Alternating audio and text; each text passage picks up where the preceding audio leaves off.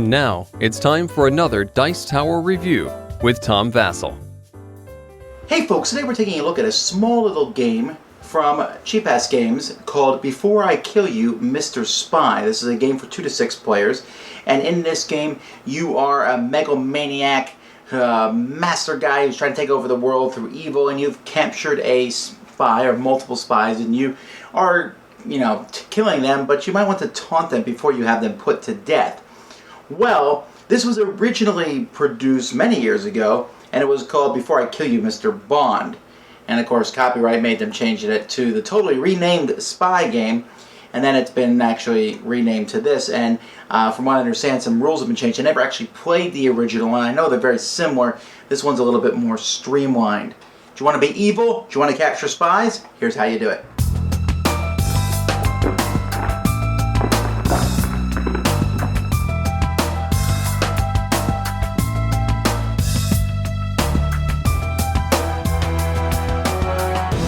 So we have a deck of cards here, and now you'll notice the cards have different backs. There are spy cards, there are lair cards, and death trap cards.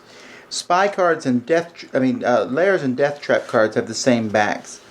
Lairs are going to be a numbered card, so you can see this one here is a number 4, and taunt cards will have a letter. At the same time, there are spy cards. These have this back here, and spies are simply different values of spies. You can see there's a level 3, a level 2. Here's a level 4, level 5, and they're all different types of spies. There's a level 2 lair, etc. So players are going to have a handful of cards, and on your turn, you're simply going to draw a card, and then you're going to take an action. Now, one of the actions can be playing a lair card. When you play a lair card, you play it in front of you face down. Now, people don't know if it's a lair card or if you play a taunt card, it becomes a death trap here. So this is a lair card as far as anyone knows. And it's a lair card of value 1. So both of these. So my lair is a value 2. So that's one thing you do is you can play a card face down in front of you. You can also try to capture a spy. So let's say I have this level 3 spy in my hand. I want to capture him. I'll play him into my own lair. But I need a lair of size 3 or more to capture him. So I'll flip this over to show that this is now a lair of size 5. So I'm able to capture this guy. Now, when I capture a spy, I can do one of two things. I can just immediately put him in front of me, making him worth 3 points, or I could taunt him. If I taunt him, I'll play a taunt card, and I'll say, "I shall amuse myself by pawning through the contents of your ordinary-looking briefcase." And as long as nobody else plays a taunt card from their hand that also matches this one, which would be a C, then I will get double points. So now he's worth 6.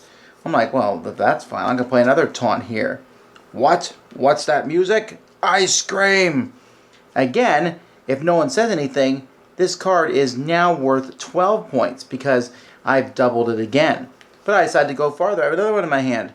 I shall give you one last opportunity to divulge what they believe I think they know.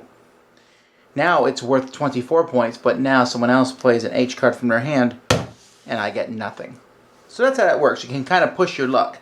Now, of course, there's only 2 of each letter in, so if someone else plays an H and doubles a spy of 3, and I have the H, I may choose not to play it on them because I may be saving it because now I know I can play it in the future without anybody blocking me.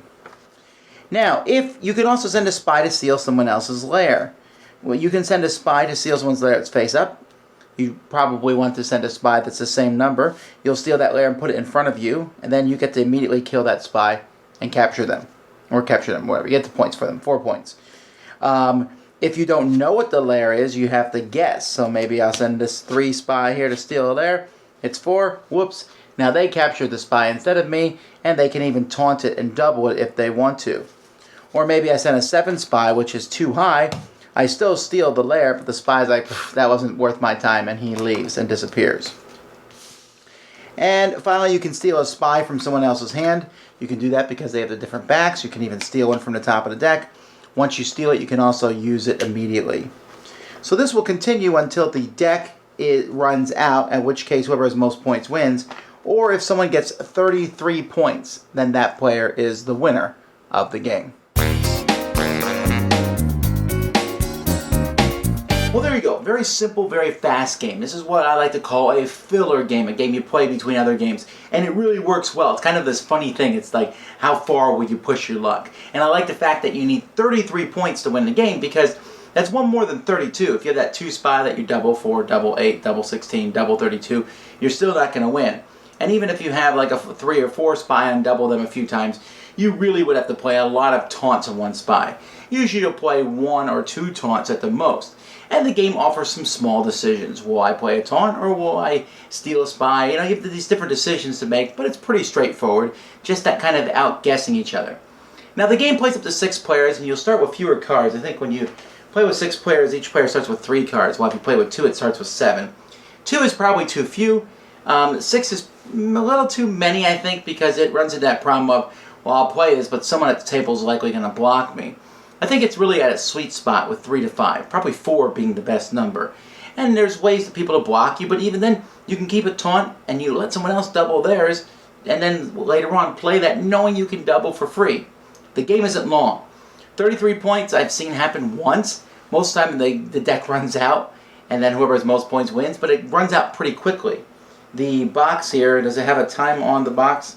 It says 30 minutes, but most of the games I played have taken 15, 20 minutes.